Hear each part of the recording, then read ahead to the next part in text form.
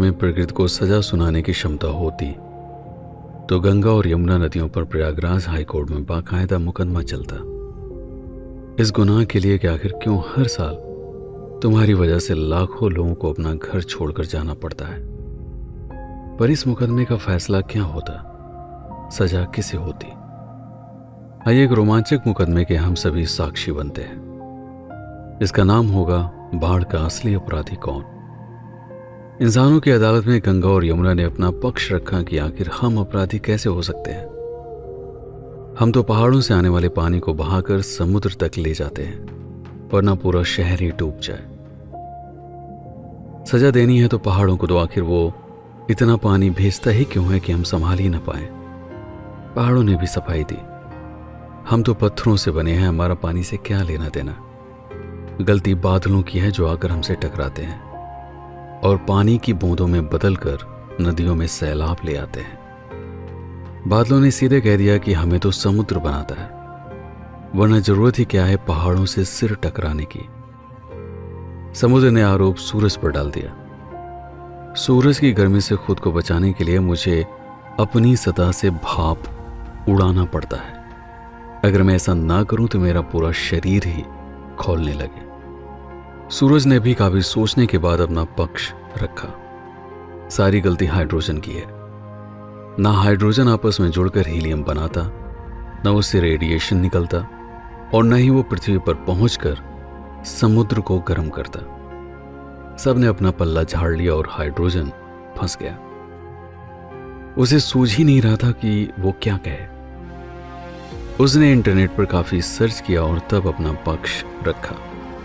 Milord, आपके ही एक scientist George लेमेट्रे ने यह कहा है कि 13.7 अरब साल पहले बिग बैंग हुआ था, जिसके बाद मेरा जन्म हुआ और उसी के साथ ही मुझे यह गुण प्राप्त हुआ कि मैं आपस में जुड़कर हीलियम बना सकता हूं। तो सारी गलती बिग बैंग की है।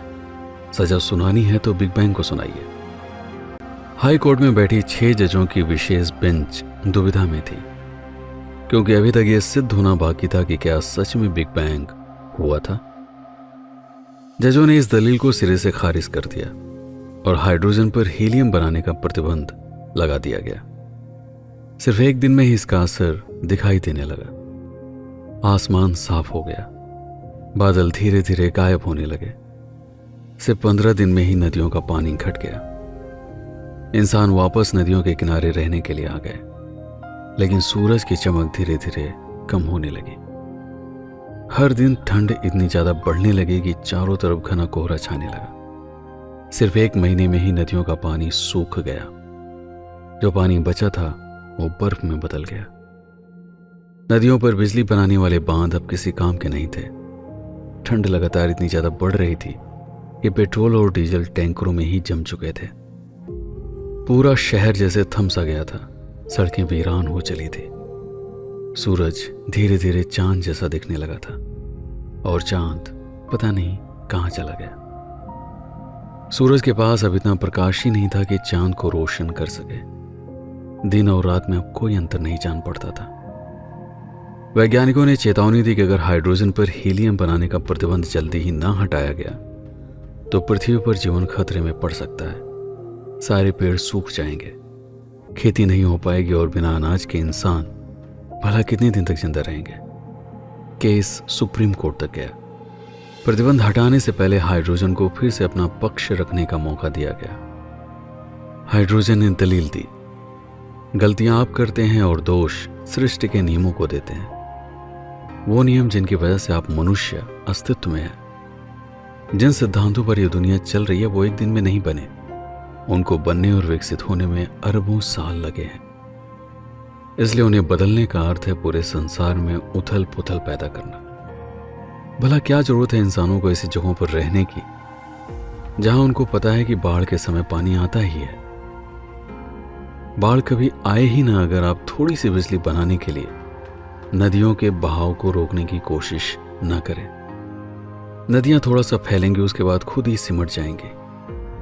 सिर्फ सस्ती जमीन पाकर इंसान नदियों के तराई क्षेत्र में भी मकान बना लेता है, जबकि उसे पता है कि 2 या 3 महीने उसे घर से दूर जाना होगा।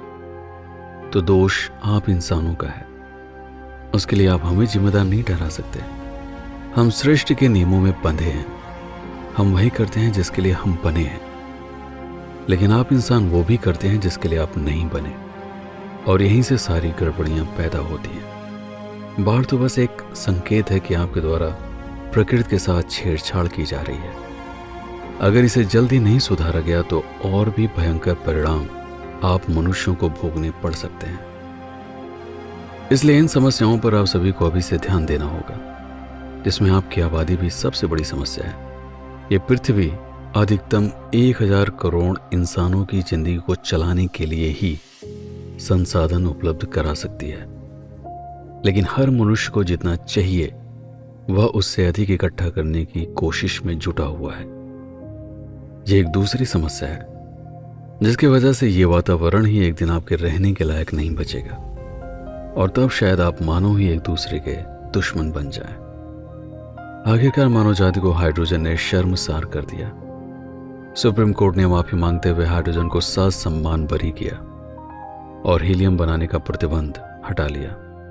कुछ महीनों के बाद एक बार फिर से आसमान में सूरज चमकने लगा, आकाश में बादल नजर आने लगे, पहाड़ों पर जमी बर्फ पिघलने लगी, नदियों में पानी बहने लगा, मुरझाए हुए पेड़ फिर से हरे होने लगे, और लगभग 1 साल के बाद फिर से सब कुछ वैसा ही हो गया जैसा पहले था।